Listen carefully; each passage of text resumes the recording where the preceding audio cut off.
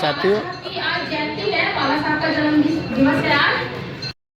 तो मसीहा आज के दिन जन्मा था और हजारों सालों की गुलामी से हमें मुक्ति देकर गए, हमें उस लायक बनाकर गए कि जो आज हम यहाँ पर जो भंडारे का आयोजन कर रहे हैं, आज जो हम अच्छे अच्छे कपड़े पहने हुए हैं और आज जो इस लायक बन चुके हैं हम कि हम औरों को भी खाना खिला सकते हैं। कभी वो भी दिन था कि हम खुद खाना नहीं खा सकते थे, वो दुर्गति थी हमारी कि हम को अछूत कहा जाता था और हमें बाहर निकलने का कोई नियम नहीं था कि हम बाहर निकले, और खाने तक का तो था ही नहीं, पानी तक का भी नहीं था। लेकिन वो मसीहा जब पैदा हुआ, उन्होंने ये दुर्गति देखी तो उन्होंने देखा कि यहाँ पर सिर्फ पुरुषों की नहीं, यहाँ पर महिलाओं की सबसे ज्यादा है, क्योंकि महिलाएं जो हैं उन महिलाओं के साथ इतना अत्याचार होता है कि उनको बाहर निकलने नहीं दिया जाता।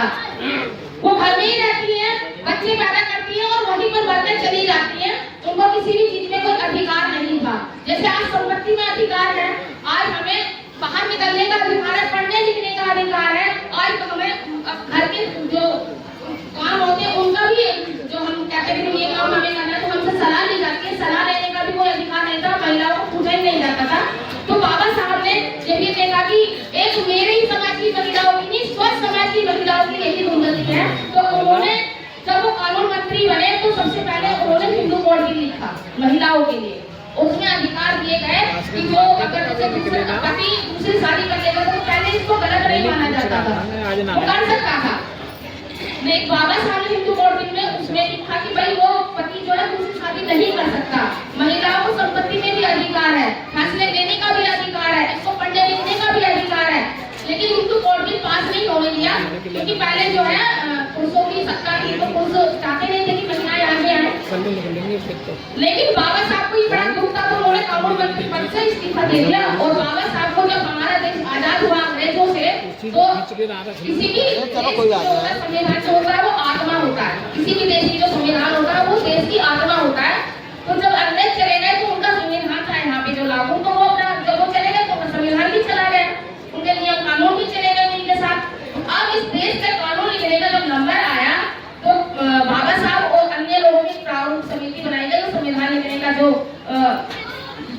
बाबा साहब को जो अध्यक्ष बनाया गया है कि आप संविधान लिखिए, तो उन्होंने बहुत देशों में संविधान पढ़े, उनमें से जो उनको सही लगा इस देश की जो दुर्गति थी उसको देखकर, यहाँ की महिलाओं को देखकर एक संविधान लिखा गया जो एक मानवता पे आधारित है, जो हमारे देश का संविधान है। और दूसरे देश भी हमारे संविधान को देखकर सर झुकाते और कहते हैं कि सबसे बढ़िया संविधान जो है वो भारत देश का है। तो आज उसी मसीहा की जयंती है, जिसे हम आज भारत में ही नहीं बना रहे हैं ये जयंती, विदेशों में भी मनाई जा रही है। वहाँ पर छुट्टी भी डिक्लेयर कर दी है आज के दिन कि आज उस मसीहा का दिन है, जबकि बाबा साहब तो वहाँ पर पढ़ने ही गए थे, लेकिन आज उन्होंने अपने देश में डिक्लेयर कर दी कि आज उस मसीहा का दिवस है और अभी बात सब शुरू कर रहे हैं, विदेशों में भी मनाए जा रहे हैं। और यूपी में 1 लाख ड्रोन कैमरे जो होते हैं उनसे आसमान में जाते बाबा साहब की तस्वीर बनाई जाएगी। आज ही 1 लाख ड्रोन कैमरे तो बाबा साहब की हर्षोल्लास से जयंती मनाई जा रही है और बहुत तादाद में मनाई जा रही है। चलो पिछले सालों की अपेक्षा से तो हम रोक रहे हैं, आप इसे जल्दी उठाएं।